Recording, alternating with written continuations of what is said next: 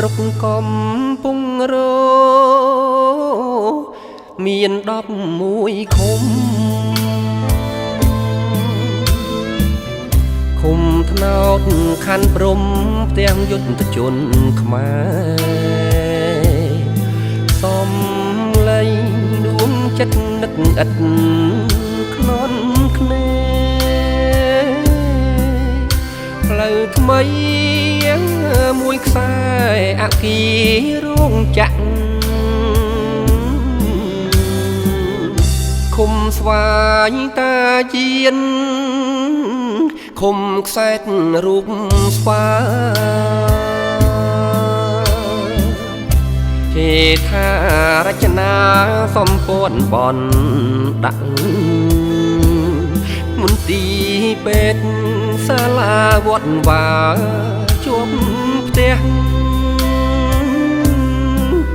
អគិសនីប្រើប្រាស់វិថីសួនច្បារបារមីគ្រប់ពើរួយស័ក្តិសិទ្ធិឃុំញនេបនិតគៀងកិតមានផ្សារអង្គាសាលាស្រុកដ៏ធំមហិមីឃុំថ្មី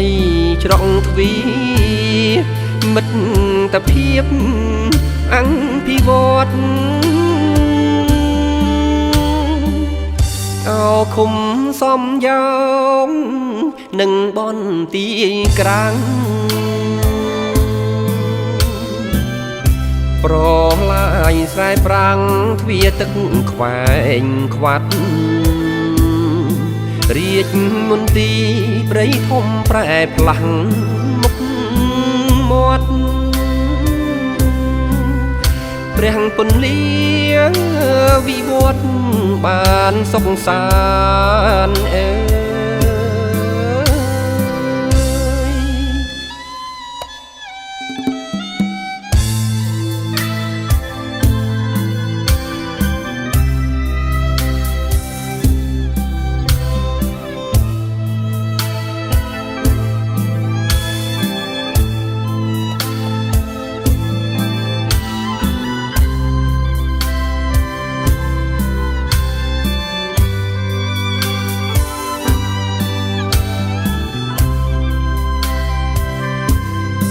បា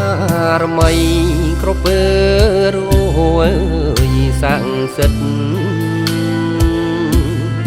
ឃុំញនេបនិតគៀងកិតមានផ្សារអង្គាសាលាស្រុកដ៏ធំមហិមីឃុំថ្មីច្រកទ្វារមិត្តភាពអង្គភិវឌ្ឍអោឃុំសំយោងនឹងបនទីក្រាំងប្រឡាយស្រែប្រាំងទ្វារទឹកខ្វែងខ្វាត់រាជមន្ទីរព្រៃធំប្រែផ្លាស់មុខមាត់ព្រះពន្លាវិវត្តបានសុខសាន្ត